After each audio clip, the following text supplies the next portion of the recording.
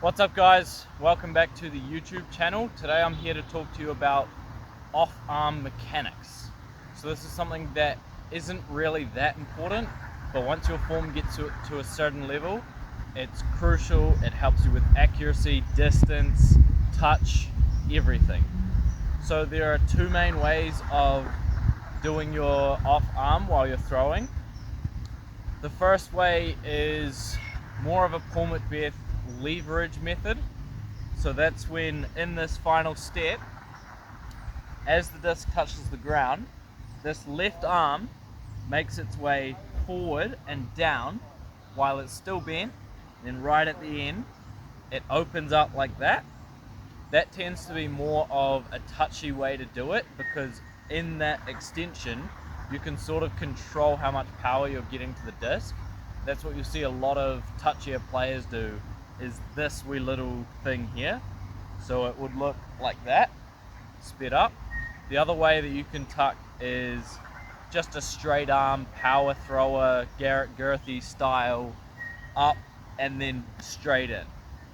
So what you want to do with this left arm is when you come in to your X step, your left arm should be tucked somewhere, and then it comes out when your right foot, your plant foot, comes out.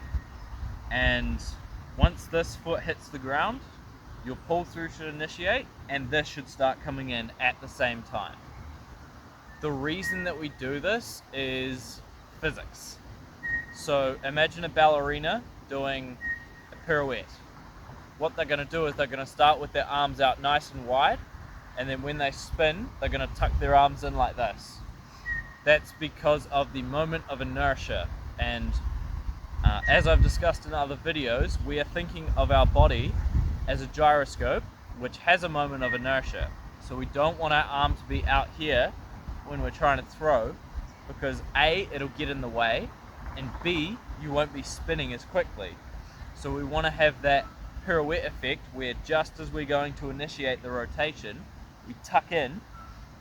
We do the same thing with the backhand.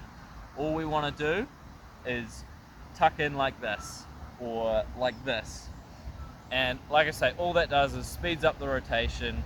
And if you do a wee little elbow tuck and extension, then it sort of gives you a little bit more control over how much power you're putting into the disc. With the forehand, the off-arm mechanics are a little bit different, because instead of the pirouette effect, we're trying to drive rotation, because the forehand doesn't naturally have as much rotation through the throw. So instead of tucking it, we're doing the opposite. We're using it to swing. So the other thing you have to understand is, if this part of my body moves, then there's going to be a stretch placed across my chest and most likely the rest of my body, which will create a force wanting to pull the rest of my body through. So if we're doing this for a forehand, because we're starting with the back arm rather than the front arm, we have to use this front arm to drive the rotation through. So what that looks like a lot of times is you come into here, plant that final step, and then this elbow actually leads the throw. So this arm comes through like this, drive with the elbow and then extend, and all that does is whips your back hip around quicker so that you can load it and then fire it out all at once.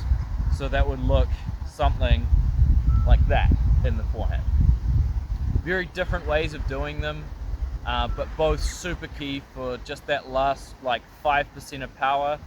And hopefully this gets you some more distance, hopefully this gets you some more accuracy, and yeah, see you next time.